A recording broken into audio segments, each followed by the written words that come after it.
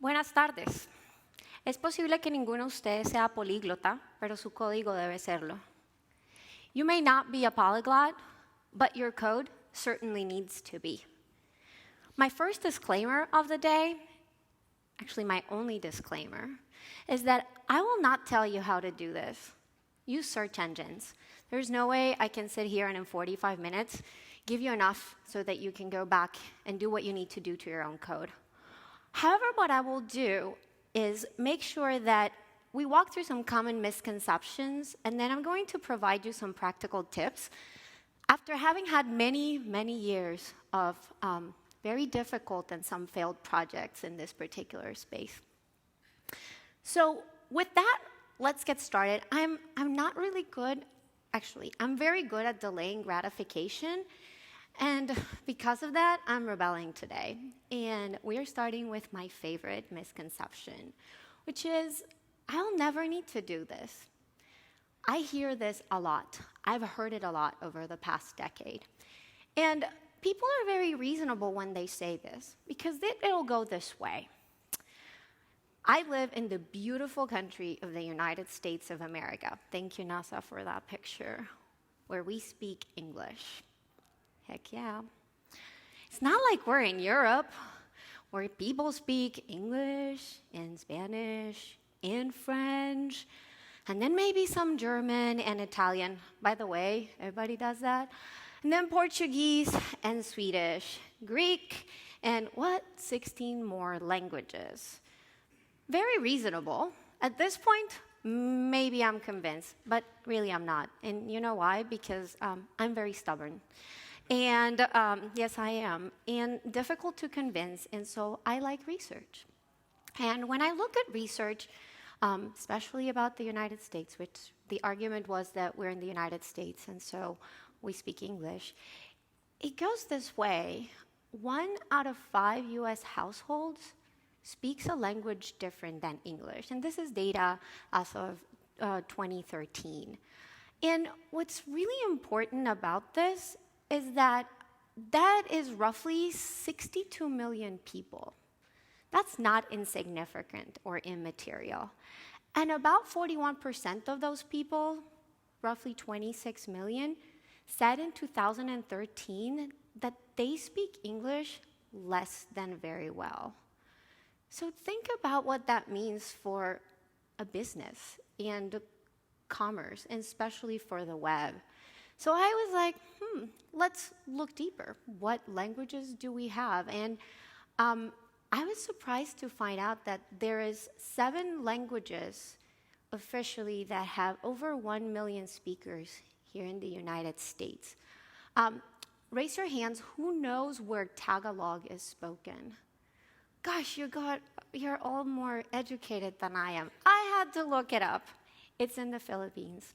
I was like, what is this language spoken by 1.6 million people called Tagalog? It's in the Philippines. And that was the one I was surprised. The rest I was like, I can see that.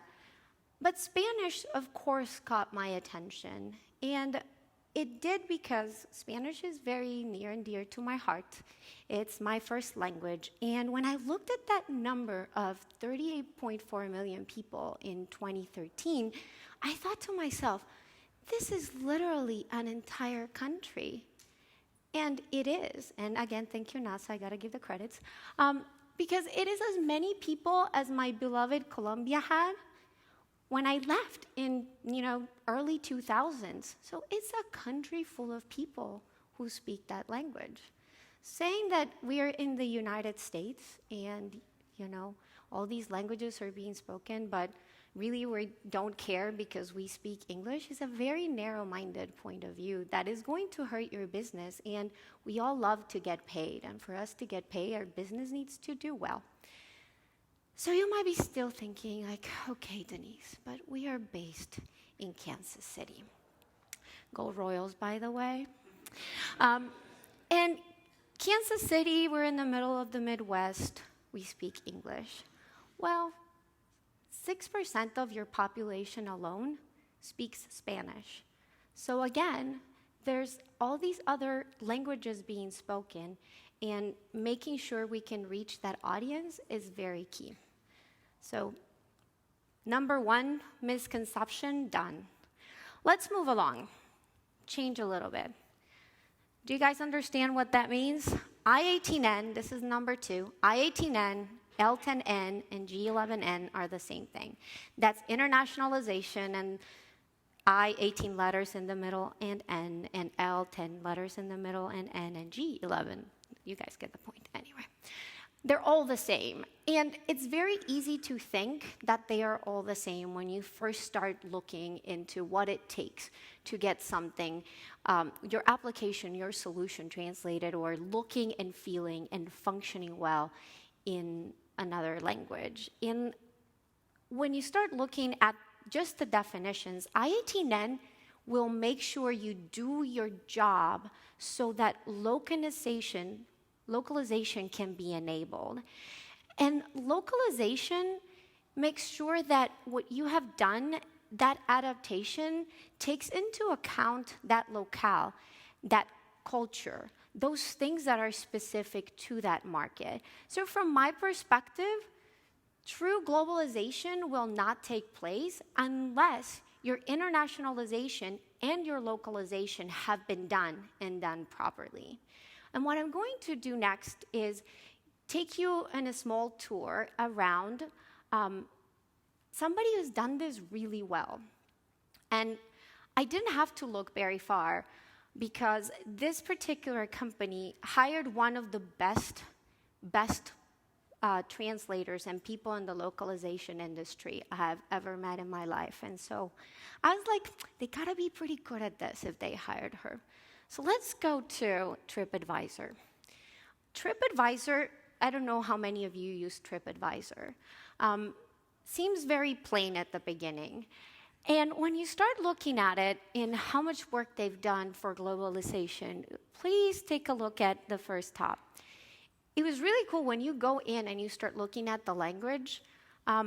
They have the flags, and guess what? The languages are in their own language. How many times I've opened up a website and it says Spanish? I'm like, if you don't know English, how do you know it is Spanish? Go figure. Yes, there we go. And then by it, and it's unfortunate you guys can't see it very clearly, it's also the currency. Well, to somebody looking at this, obviously if I'm trying to book something, knowing how much it costs and understanding how much it really costs in my currency, it's very important. Dates, very important. We want to make sure we're booking for the right time. Most locales outside of the US actually flip the day to the month. And if you are under the number 12, how do you know what month you're really looking at? And then they do their job around content. So keep in mind the content. It's telling me, tip for my next vacation, sign up for this weekly newsletter.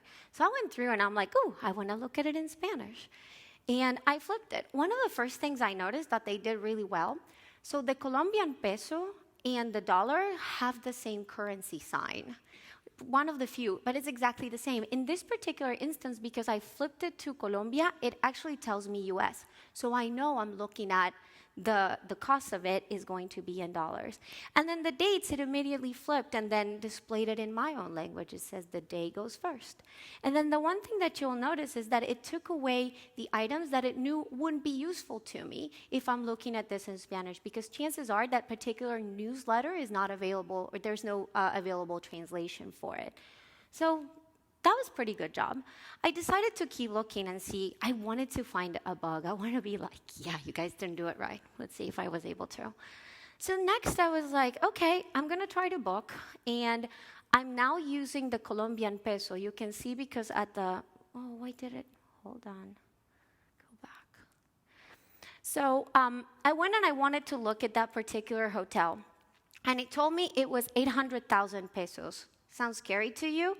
Not to me. I knew exactly how much that was. And I'm like, is it really accurate? So then I flipped it to English, and it was around $274. I was like, I'm going to make sure this currency exchange is accurate. And yes, it was. I'm like, you guys are too good.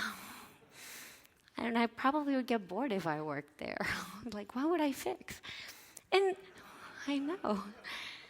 So I started to play and be like, okay, these are the easy languages. What happens when I throw curveballs like Japanese? And in Japanese, they flexed from what I could tell, and I apologize for the resolution, but they flexed. They were able to keep their truncations at bay. The way that they displayed the screens, they also took away all the extraneous images of things they couldn't render. And then when you're looking at right to left, they did it right. So when I looked at what they were doing, it was very impressive. You can tell they take this very seriously, and it was a very good example. I wanted to know how well they were protecting the brand, and we're going to go into some of the horrible things that happen in marketing and translation. Those are probably some of the funniest stories. And company's brand and their logo is very important, but they allow for it to flex in a way that each one of those languages has their very nuanced logo, and they swap it dynamically. So as a whole, like for Colombia, it was right there. It's exactly the same when it just tells me where I'm looking at it. TripAdvisor gets a golden star in my book. I couldn't find any defects or things that they had. So what they're doing, that's a good job, and I wanted to make sure that I showcased them for that. Because TripAdvisor didn't get to globalization by cutting corners, which takes us to misconception number 3. How many times is it like, okay, I've IET ended, then I've done the translation, everything's done, let's just ship it. Please don't. Repeat, please don't. And the reason is, if you don't have somebody who knows what they're looking at, how would you know that maybe you have some encoding problems? And encoding problems, by the way, are the nastiest bugs that you can deal with. And some of them are irreversible. I've seen, unfortunately, literally weeks of work of teams thrown away because once the database was done and we loaded the data, the encoding was wrong, and then all we got back were question marks, and all you can do at that point is drop the database and start over. So encoding is pretty key. But what happens when you look at a screen and maybe it's difficult because what if you don't notice there's a problem? In this case, as you look at it, maybe you might be like, oh, I don't understand this language. I see squigglies. Are those squigglies good squigglies? Bad squigglies? I don't know. So you may or may not get it, but then you get to something like this, where what happened in this particular case is a non-breaking space is getting corrupted, and it's displaying as a French character. So if you don't know French, you might look at this and be like, yep, ship it. And now you basically have rendered a screen for your customers that is meaningless, and now they think you are just stupid. It happens. So let's talk about some funny stories. Some really funny things happen in marketing. I can't overemphasize the importance of localization experts because culture is invisible. We don't understand what is culture when we're in it. I didn't understand the concept of personal space until I moved here. Like, why are people running away from me? Why? Because in Colombia, we have very little personal space. We like people close to us. You guys like your space. If you're not an expert and you're really looking into things, you may not notice. So, to the funny stories. Imagine that you are in a country where you have some detergent, and this detergent is white as snow, so you've called it snow, and it's wildly successful, and now you're like, I want to expand, I want to go global, I want to sell it, and you're like, yes, let's do this. And this is what you go to an English-speaking market. I don't know that I would want my clothes just washed in barf. But in Farsi, barf means snow. So to them, it's a perfectly reasonable product name. To the next story, what if you you speak Polish and you have this wildly successful chocolate candy bar. I love chocolate, by the way. I eat chocolate every day of my life. And you've called it your Lucky Bar. And that's the name that it has. And again, you translate it, and this is exactly what it's called. I don't know. Not looking so good for those English-speaking countries. Or in Ghana, you have a cola that is very good cola. So you've literally called it very good cola in Ghana. But this is what you have now. Yeah, that doesn't look very appealing to me. Let's say you're a giant of the industry and you're American Airlines. And now you've redone a huge part of your older fleet, and you want to fly to Mexico, and your marketers and all the study that you paid for told you that putting leather on those seats is going to be amazing. And so you make an entire campaign that says American Airlines fly in leather, and you have it translated into Spanish, and you go into Mexico, and you have this come up. Looks perfectly fine. Except that en cuero in Mexico means fly naked. No, maybe that was some really interesting flights. Maybe they actually sold lots of seats.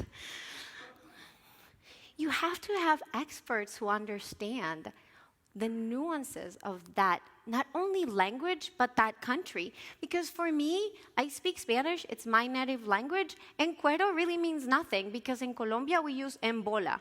So you have to have had somebody who understood that locale and understood it pretty well. So you guys know I moved here from Colombia, and it was my first winter, and I am not genetically engineered for cold weather. I am not. I hate it. And my skin gets dry, and I itch, and I am grumpy for a long part of the winter. And so I go to the store, and I am desperately trying to find relief because I'm itching. And I find this product that to many of you, it sounds great. And I looked at it, and I'm like, this has to be a joke. And I read it, and I'm like, dermatologist recommended? And I'm like, wait a minute, is this for real? And you guys might be confused, and it's like, what is she talking about? And the problem is that when I see that word, this is what I think about. So I'm like, why would I want to put that in my skin? Sarna in Spanish means scabies. And by the way, I had to look really for a long time to find a good PC picture I could show you of scabies. Don't try that at work. It was pretty horrifying. So your experts are very important, but let's move on for a little while. And going to our next misconception, number 4, oh goodness, the number of times I heard this. Blank, insert your favorite friend's name. Took 2 years of Spanish, they can translate. Yeah, no. And I might try to tell you, and you're going to be like, yeah, Denisse. And this happened a lot when I was working in this space. People would ask me, and I finally had to go out and find some real research, because obviously I was not credible enough when I said, no, you really can't do this in 2 years. So thank you, U.S. government. The Foreign Service Institute spent many years coming up with a proficiency scale. And as they're trying to train service members, it was really important for them to understand how long does it take to really have somebody become proficient. But to understand that, you need to come up with what is proficiency. And so the way that this works is that you have 5 levels of proficiency. Elementary proficiency is your first level, limited working proficiency. So elementary is you can ask where there's a bathroom and you can order a beer, which is all you need to do when you're going to Mexico. Then your limited working proficiency is like, okay, maybe I am lost and I can find my way. I can do what I call the point and click. Professional working proficiency, you could maybe not offend a lot of people at work. Full professional proficiency, then you're doing pretty well. And finally, you're a native or bilingual proficiency. What you see at the bottom is how long it takes of actual immersion to learn a language, as they're categorized in either easy languages or all the rest. And the number of yes, that's exactly how it goes. How many hours it takes. And what is kind of disheartening, and that's why a lot of language companies do so well, is it really does take a long time. So to go from I don't know anything about this language to I can order a beer and ask for the bathroom, it takes about 8 weeks of immersion. So you are living and listening to that language all day. And then once you're doing that, you're like, yes, I know this. You're trying to go to the second level where if you get lost, somebody can help you, and that's going to take you twice as long. And then you're going to double that almost the next time to get to just slightly better. So this is very difficult. Language learning is incredibly challenging. So the notion that you are able to simply, in 2 years of taking something 2 hours a week, know that language is simply ignorant. So keep that in mind. Moving along. Now you're like, okay, Denisse, they are bilingual. They have been, we know they're bilingual. Anyone who's bilingual can translate. Well, let me tell you, anecdotally, this is not true, and I have reviewed probably hundreds of translation tests from professional translators, and some of them didn't do very well. And I was trying to understand, looking for research as to why this is the case. And I was very lucky to find that the University of Turku in Finland did a study on the brains of interpreters. And what they did was they had them interpret into their own language, which is in the translation realm, you call it direct translation. So for me, my direct language of translation is Spanish. Really, I should only be allowed to translate into Spanish. And then reverse translation is when I would translate into English. So that's an important distinction because I'm really only qualified to translate into Spanish, not English. And the test that they did is they had people interpret into their direct language, and they saw that basically the right hemisphere of your brain is where all the connection paths are done. And when they did it into the reverse translation, so it would be the equivalent of me doing English, the left side would light up. And what they found out is that it was specifically the left dorsolateral frontal cortex. And it's really associated with lexical research, semantic processing, and verbal working memory. It takes a lot more work and literally new pathways in your brain to get to the point of exercise of translation. So being bilingual is not enough. You have to have those pathways trained. And I have to tell you, having seen a lot of translators, actual interpreting when you do verbal, very few subset of translators are able to do that because their brain has to be wired that way. So I hope now you'll believe. And because I've said this, you might be losing all hope of humanity and very sad because you're like, I don't know what to do. The machine will save us. And you might think like machine translation works. And so I like to illustrate this by playing a game. Let's play a game. What I will do is I am going to show you 3 quotes, one at a time. And these quotes are from a famous movie franchise. And then we will guess what movie franchise they're from. And the way I came up with these quotes was by using the service called Bad Translator that grabs it in English, then it performs a series of translations and back into English. And some of the stuff I came back with at the beginning I couldn't use because it would have been violating the code of conduct. Maybe I should have used it. So the first one goes like this. pretty terrible. I'm like, it's pretty terrible. Then we went to this. And then the final one was this one.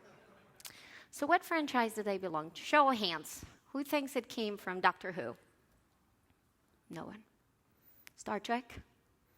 No one. Star Wars? You're all nerds. The Matrix? Okay, so yes, they come from Star Wars. And that first quote is my favorite quote in the whole world. And I take it to be my favorite piece of marital advice. So moving on. It's truth. So at this point, you're desperate, you've procrastinated, and you're like, okay, translation should be able to be done overnight. And yes, it can be done overnight, but not well. And the reason is that, think about 2,000, 10,000, and twice. And the reason that goes is, on average, a translator in 8 hours of work can translate 2,000 words. There's a lot of processing that has to happen in that brain. And that's even using the aids of like translation tools, which we'll talk about later. They can either translate or review. So if they're only reviewing what they have already translated, they can get to 10,000 words in one day.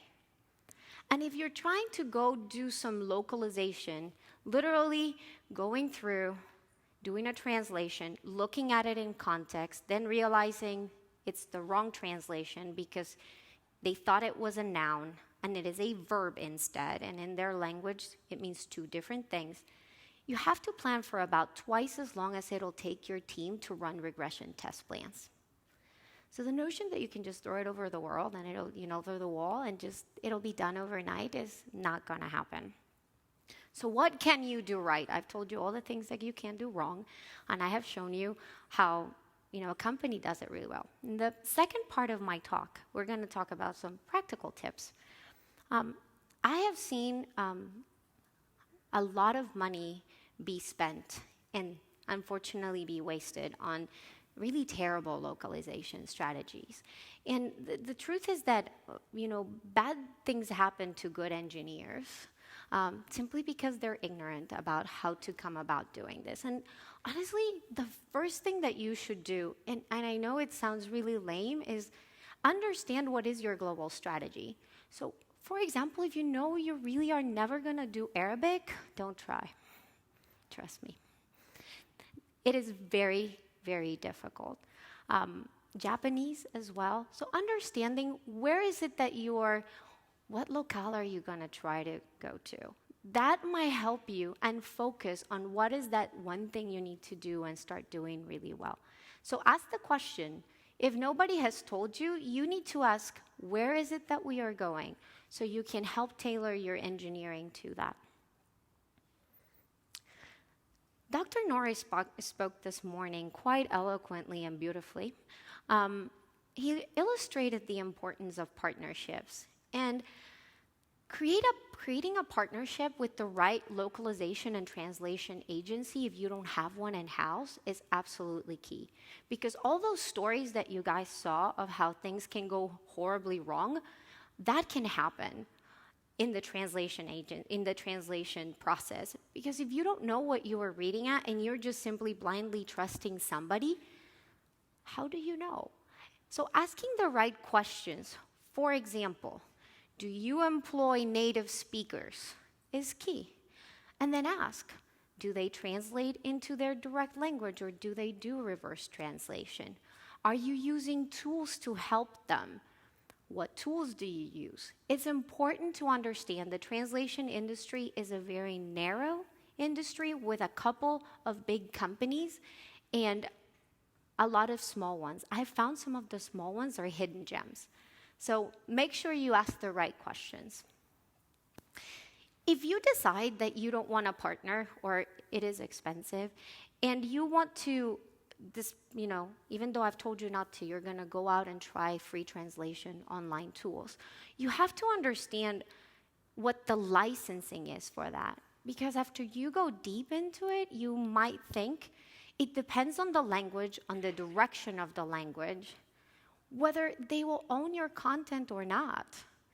And this is very scary. Do you want your content to be owned by a third party? Probably not. So make sure you do your homework. Include IETN in your dev process. That means estimation. That means, is it done?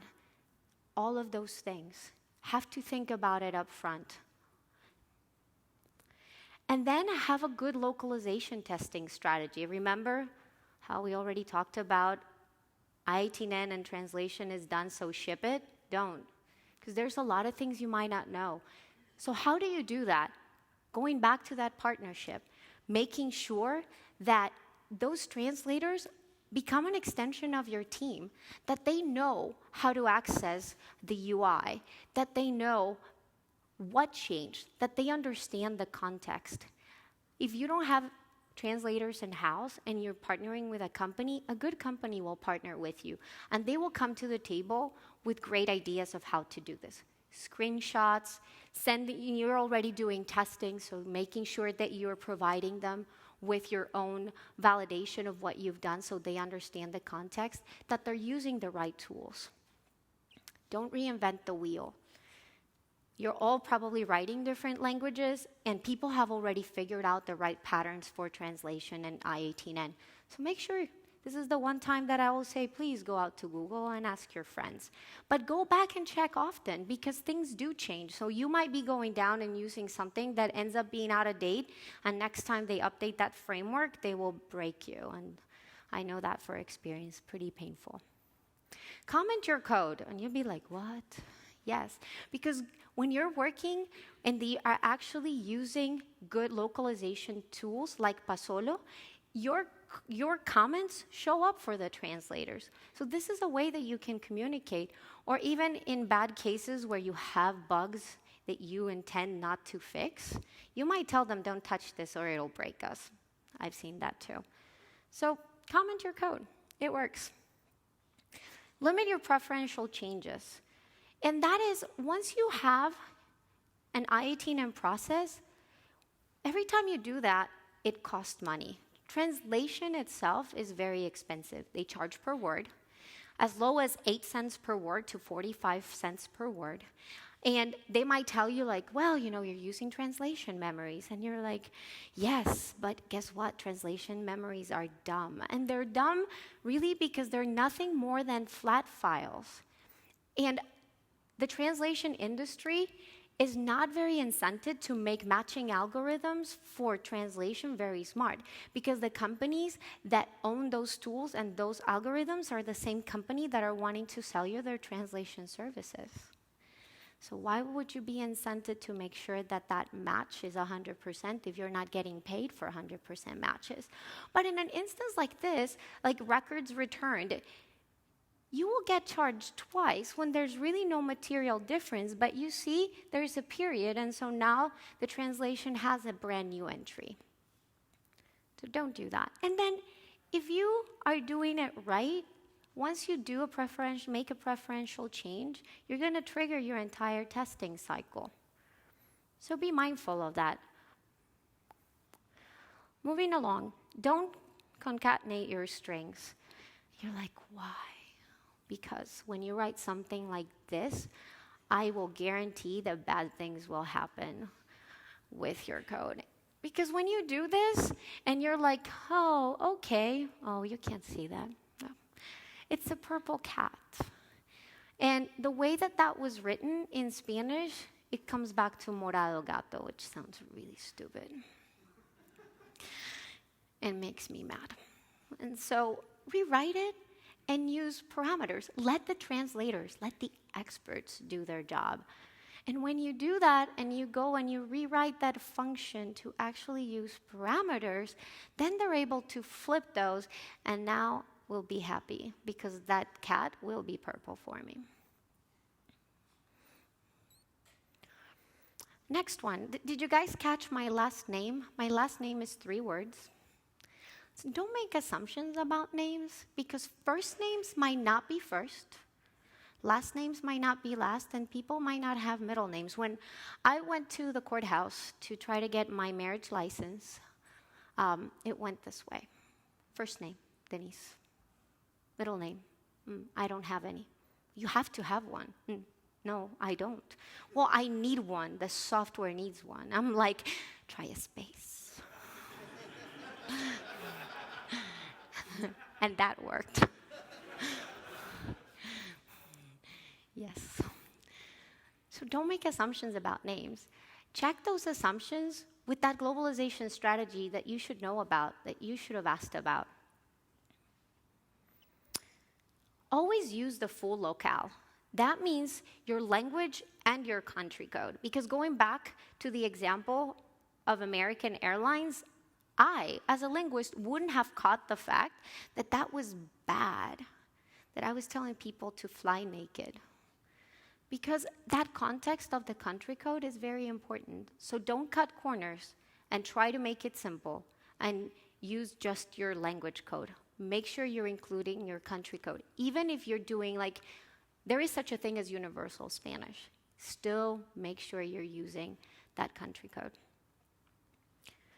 And then my last one, allow more time. And I know this sounds really lame, but odds are you won't do it. And having seen many projects, I will tell you that 100% of the time, they were underestimated by about twice.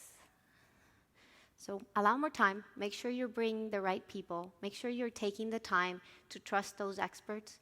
You're all brilliant at what you do, but so are they. And you see how long it took for them to get to where they're at. So trust them. Build that partnership. And I will leave you with my favorite Dilbert cartoon. I literally have this cartoon. One of my good friends gave it to me. And yeah, you should read it, because that could happen. And so finally, gracias. I really appreciate your time today. I know I'm standing between you and beer. If you have any questions, you can reach me at Denisse@GirlDevelopIt, or if you absolutely must tweet, you should tweet Michelle Brush, because I refuse to get on Twitter. Thank you.